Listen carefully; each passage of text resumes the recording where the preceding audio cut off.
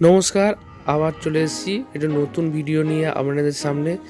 আজকের ভিডিওতে দেখতে পাচ্ছেন কিভাবে মোটরের কানেকশান করা হয়েছে। তিনখানা মোটরের কানেকশান এবং কন্ট্রোল লাইনের কানেকশান, তার জন্য কি কি ইউজ করেছি আপনারা ভিডিওতে দেখতেই পাচ্ছেন।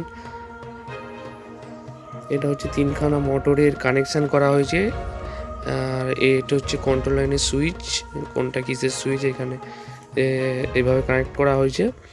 এবার আপনাদের আমরা দেখাবো। এটা হচ্ছে ডিজি লাইন, আর এটা হচ্ছে মেন লাইন। আপনারা দেখুন এখানে একটা এমসিসিবি ইউজ করা হয়েছে।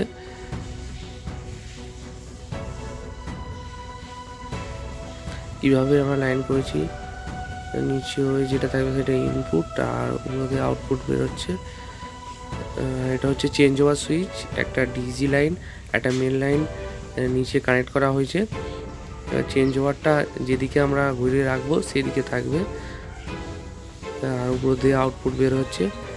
চেঞ্জ ওভার, কারণ আমাদের দুটো কন্ট্রোল করতে হয়, দুটো কন্ট্রোল করার জন্য আমরা চেঞ্জ ওভারটা ইউজ করেছি। দেখুন কত সুন্দরভাবে কানেকশান করা হয়েছে। এবার কীভাবে কানেকশান করেছে সেটা জানতে আমরা নেক্সট ভিডিওয়ে আরও ডিটেলসে আলোচনা করব।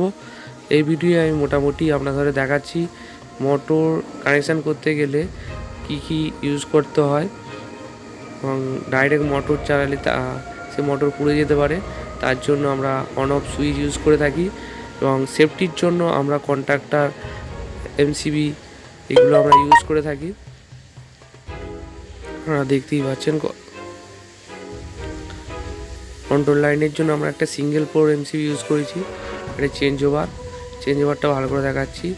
এটা C011100। আজকের ভিডিও এইটুকুই, দেখা হচ্ছে নেক্সট ভিডিও।